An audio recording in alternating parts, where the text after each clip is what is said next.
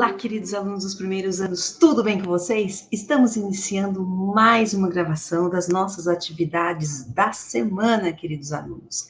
Exatamente. Vamos agora compartilhar o nosso plano de estudos tutorado. Lembrando que nos nossos formulários, além das atividades do plano de estudos tutorado, tem um exercício avaliativo que deve ser realizado. Portanto, prefiram os formulários, ok? Vamos lá, pessoal, vamos compartilhar a nossa tela. Vamos lá. Vamos lá, queridos alunos dos primeiros anos. Bom, a explicação dessa semana irá englobar as atividades da semana 4 e 5. Sobre o que nós vamos falar, queridos alunos? Sobre a sociedade em que nós vivemos. Exatamente. Vamos discutir alguns problemas relacionados ao desemprego, aos transportes públicos, às desigualdades que existem. Ok, queridos alunos? Bom, todos nós possuímos conhecimentos. E esses conhecimentos, né, nós acumulamos durante toda a nossa vida. Então, sendo assim, nós temos sim conhecimentos de política, economia, sobre as relações de trabalho, porque nós vivemos em uma sociedade. Nós adquirimos experiência de acordo com o nosso amadurecimento. Então, é normal que nós conhecemos muitas coisas, né? Porque ou nós escutamos alguém falar, ou nós interagimos em grupos que conversam sobre política, sobre economia. Então, nós temos esses conhecimentos, sim, né? Não somente os conhecimentos formais adquiridos no ensino formal, que é a escola, mas sim possuímos o conhecimento que nós adquirimos com os grupos que nós nos relacionamos, tá? Lembrando o processo de socialização secundária que todos nós passamos, ou seja, nós interagimos com os diversos grupos sociais, escola, grupo de amigos, se nós já estamos trabalhando com a nossa equipe de trabalho, percebe? Então, nós interagimos com os diversos grupos, tá? Ok? E no caso das ciências humanas, em particular a sociologia, esse conhecimento que nós adquirimos dia a dia é utilizado para compreender o mundo em que nós vivemos e como esse mundo nos afeta enquanto indivíduos, seja no trabalho, seja na vida pessoal. Ok, queridos alunos? Então, as habilidades que nós vamos estudar essa semana, vocês provavelmente já viram em outros conteúdos, como história, geografia, ao longo do seu ensino fundamental, tá? Possivelmente, vocês já verificaram no curso de História sobre o Iluminismo, liberalismo, sobre a organização do mundo contemporâneo, sobre as dinâmicas do capitalismo e as suas crises, sobre as diversidades, as diferenças, as desigualdades sociopolíticas e geopolíticas mundiais. Com certeza, vocês já viram nas disciplinas de História e Geografia no ensino médio. Então, nós vamos relembrar. Jogo uma pergunta para vocês, queridos alunos. O mundo em que nós vivemos sempre foi assim? Sabemos que não, pois esse mundo ele está em constante transformação. O mundo transformou, os mecanismos de trabalho mudaram, a organização econômica e política da sociedade também mudaram, tá? Não param de mudar. E, de certa maneira, as mudanças econômicas, as mudanças políticas são essenciais para a nossa vida e nos afetam, tá? De todas as maneiras, ok? Questões econômicas, questões políticas, decisões econômicas vão afetar a nossa vida, sim, tá? Ok? Então, é por isso que é importante que nós debatamos e entendamos um pouquinho sobre elas. Ok, queridos alunos? Pense numa coisa, você vai perceber que muito provavelmente o que você pensou não está ao acesso de todas as pessoas. Por quê? Porque não há quantidade suficiente, ou seja, porque essa pessoa está longe, ou seja, por causa de algum conflito, barreiras, etc. Por exemplo, a questão da internet. Nós sabemos muito bem que existem locais em que ainda não existe um acesso à internet, tá? Locais em que, por exemplo, muitas pessoas da zona rural não conseguem ter um acesso à internet, não conseguem ter uma rede que justamente atinja, né, as suas casas para que elas possam se conectar com o mundo, ok? Então, existem, nos sertões do nosso país também a internet não consegue alcançar, ou seja, você vai perceber que existem algumas coisas que você pensa que todas as pessoas têm acesso, mas na verdade não tem. tá? É muito difícil, e é muito assim, difícil, não é difícil perceber, né? É difícil a gente entender muitas vezes o porquê que essas disparidades ocorrem, tá? Mas não é difícil perceber que nem todos têm acesso ao trabalho, a uma moradia digna, a educação suficiente e equilibrada, a uma educação de qualidade. E há conflitos, existem conflitos no nosso país por causa da terra, da água, energia, minérios e outras coisas, tá? Ok? E justamente a economia é uma ciência humana que vai estudar a escassez das coisas e a melhor forma de lidar com ela. Já a política é um meio utilizado pelos nossos governantes e por nós cidadãos também para buscar o que? Resolver conflitos, buscar consensos, para que nós consigamos atingir objetivos coletivos, tá? Principalmente efetivar políticas públicas coletivas. Engana-se se você acha que política é só entre governos e estados, não é. Os problemas da nossa rua, a nossa realidade, as nossas vivências, a nossa família, a realidade da nossa escola envolvem sempre negociações e negociações políticas, queridos alunos.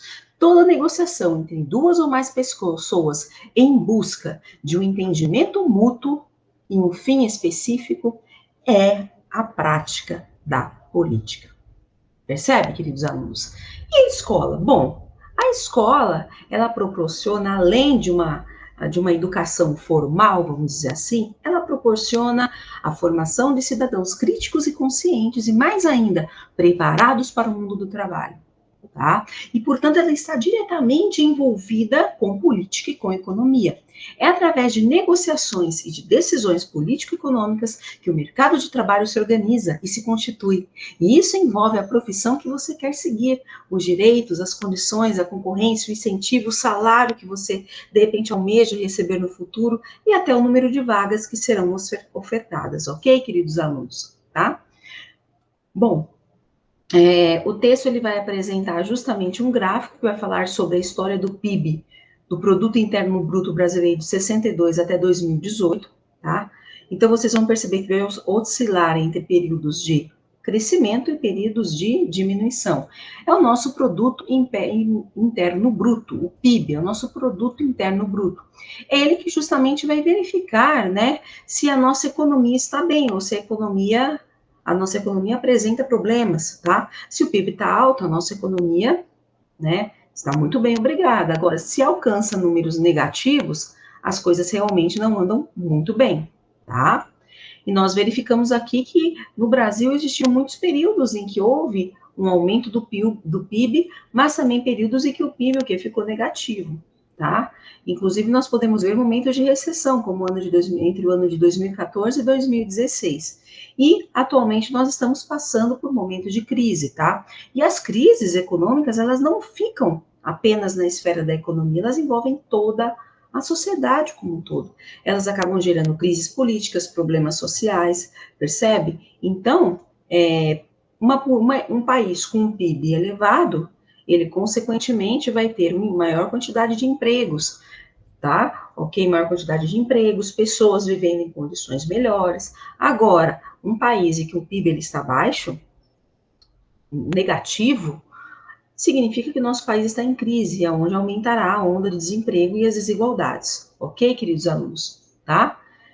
Toda vez que a produção cai, ou seja, o PIB, significa que foi necessário menos trabalho para produzir. Menos trabalho significa o quê? Menos emprego. Pessoas desempregadas não consomem ou consomem menos. Se a população consome menos, as indústrias passam a produzir menos também, para não perder produtos encalhados. Percebe? Então, há uma relação de mutualismo, né? Há uma retroalimentação entre o PIB e as condições econômicas pelas quais passam a sociedade, entre o PIB e o emprego ou desemprego, percebe? Tá? Então, justamente existe essa questão e essa questão vai ser trabalhada no exercício a seguir. Exercício número 1. Leia o texto a seguir. Nos últimos anos, nos últimos 5 séculos, de desenvolvimento e expansão geográfica do capitalismo, a concorrência se estabelece como regra. Agora, a competitividade toma o lugar da competição. A concorrência atual não é mais a velha concorrência, sobretudo porque chega eliminando toda forma de compaixão. A competitividade tem a guerra como norma. Há, a todo custo, que vencer o outro, esmagando-o para tomar o seu lugar. Os últimos anos do século XX foram emblemáticos porque neles se realizaram grandes concentrações, grandes fusões, tanto na órbita da produção como na das finanças e da informação. Ok? O autor faz uma crítica severa sobre o mundo contemporâneo, sobre toda a forma como têm ocorrido as transformações na nossa organização. Qual crítica que ele faz? Justamente as maneiras como as pessoas têm se comportado no mundo contemporâneo, ou seja, o lucro a todo custo, a competitividade a todo custo, vamos vencer ao outro. Não há um trabalho coletivo, e sim há uma competição, percebe? Quem é melhor é porque conseguiu muitas vezes esmagar a concorrência, ok? Então, o que faz uma crítica? Que justamente existem transformações no âmbito moral dentro das organizações, onde as pessoas elas estão cada vez mais ávidas a agir sem compaixão em nome da competitividade, e, portanto, em nome do lucro a qualquer custo, tá? Exercício número 2. O gráfico vai mostrar uma relação entre o desemprego e o PIB. Vocês vão perceber que quando o desemprego ele aumenta, geralmente o PIB está baixo, tá? O PIB decresce, o Produto Interno Bruto. Então, o exercício vai lhe perguntar, considerando as informações do gráfico acima, as quais compreende o período de 2012 a 2015 no Brasil, podemos afirmar que a afirmativa correta é a letra D. De maneira geral, há uma relação inversa entre a alta do PIB e o percentual de desemprego, ou seja, quando o PIB aumenta, o desemprego cai. Bom, essas são as questões dessa semana trazidas pelo PET do governo, ok? Lembrando, eu vou interromper o compartilhamento. Vou dar um aviso para vocês, ok?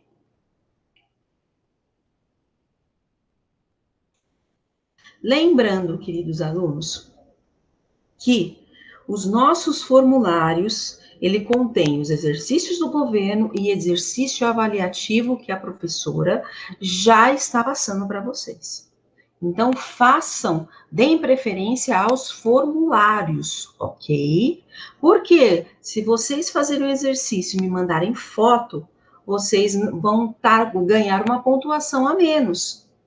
Por quê? Vocês vão estar respondendo somente o PET oferecido pelo governo.